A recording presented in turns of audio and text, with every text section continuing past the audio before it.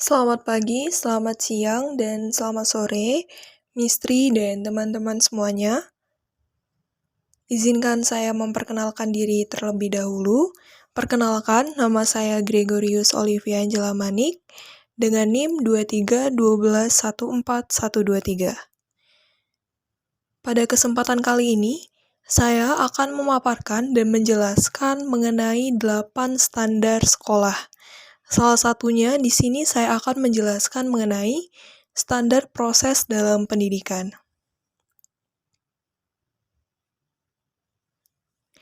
Standar proses adalah standar yang mengatur pengelolaan proses pembelajaran pada setiap satuan pendidikan agar berlangsung secara efektif, efisien, dan bermakna.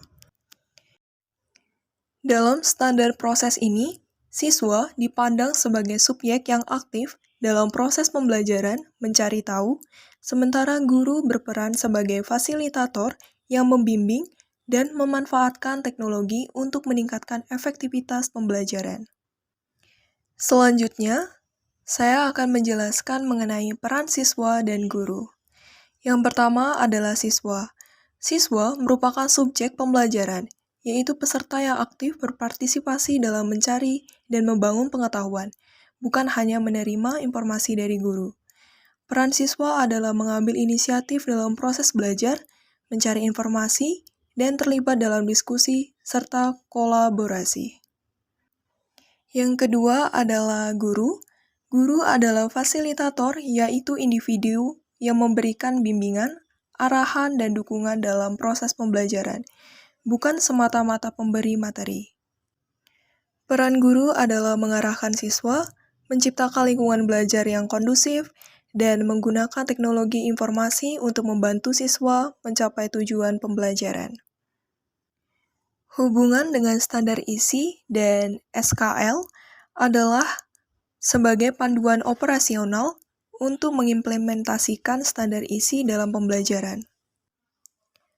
Tujuan utama dari standar proses ini adalah untuk memastikan siswa mencapai standar kompetensi lulusan atau SKL, yaitu keterampilan dan pengetahuan yang harus dimiliki siswa setelah menyelesaikan jenjang pendidikan tertentu.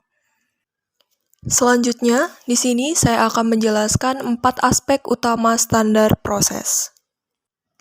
Yang pertama, ada perencanaan pembelajaran. Proses penyusunan kegiatan pembelajaran yang dituangkan dalam silabus dan rencana pelaksanaan pembelajaran atau RPP sesuai dengan standar isi.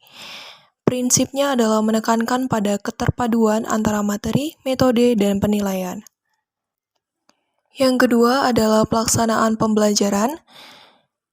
Proses pengelolaan interaksi antara guru dan siswa selama kegiatan pembelajaran.